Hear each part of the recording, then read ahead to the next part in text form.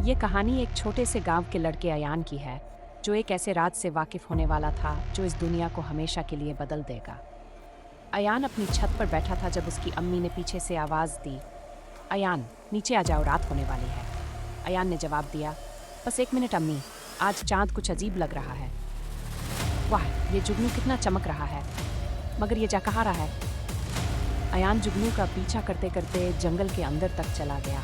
उसने डरते डरते कहा, ये जुगनू यहाँ क्यों रुक गया? अचानक उसे एक गुफा नजर आई। अयान ने हैरान होकर कहा, यह जगह पहले कभी नहीं देखी, लेकिन यहाँ कुछ तो है। अयान जुगनू का पीछा करते हुए एक रहस्यमयी गुफा के अंदर चला गया। अंदर का नज़ारा उसे हैरान करने वाला था। वहाँ चारों ओर प्राचीन चीजें बिखरी हुई थी, कुछ पुराने सिक्के, तांबे की मोहरें और दीवारों व पत्थरों पर किसी प्राचीन भाषा में उकेरे गए अजीब चिन्ह।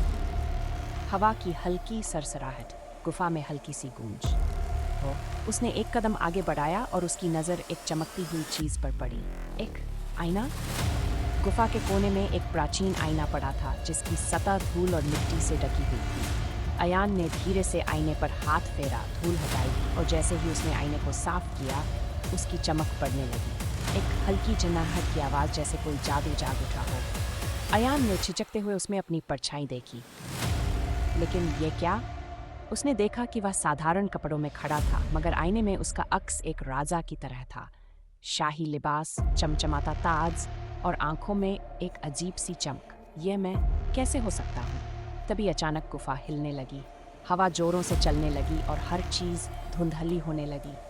गुफा के पत्थर चमकने लगे और चारों ओर एक अजीब सी आवाज़ गूंजने लगी। अचानक जोरदार हवा का झोंका, बिजली की गड़गड़ाहट। अचानक सब कुछ धुंधला हो गया और अयान का सिर चकराने लगा। जब उसे होश आया तो उसने खुद को एक बिल्कुल अलग जगह पाया, नूर महल। ये कोई साधारण महल नहीं था, बल्कि वह हवा में तैर रहा था। चारों ओर जादुई रोशनी थी और वहाँ के लोग फुसफुसा रहे थे। वे आपस में कुछ कह रहे थे। खोया हुआ राजकुमार वापस आ गया। अयान अभी इस रहस्य को समझने की कोशिश कर ही रहा था कि अचानक आसमान काला पड़ने लगा। अचानक एक भयानक काली छाया महल के ऊपर प्रकट हुई, जरगुल। उसकी आंखें जल रही थीं और उसने अपना हाथ उठाया। अचानक वह कुछ अजीब से मंत्र पढ़ने लगा। गहरी गूंजती आवाज़ में काले जादू का उच्चारण। महल में हलचल मच गई, लोग चिल्लाने लगे।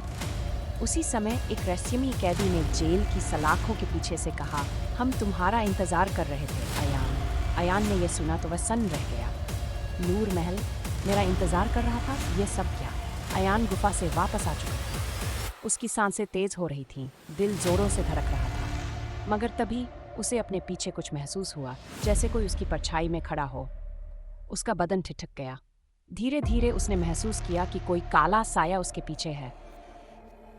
अचानक एक गूंजती हुई आवाज आई, तुमने इस आईने को जगा दिया है, अब तुम्हारी तकदीर बदल चुकी है। अयान की आंखें भय से फैल गईं।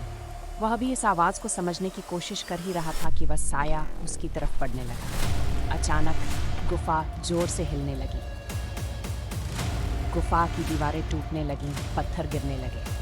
अयान को लगा कि उसे तुरंत बाहर भागना चाहिए। जैसे ही वह मुड़ने लगा, अचानक आईने का एक टुकड़ा टूटकर उसके हाथ में आ गिरा। अयान ने बिना सोचे समझे उस टुकड़े को कसकर पकड़ लिया और गुफा से बाहर की तरफ दौड़ पड़ा।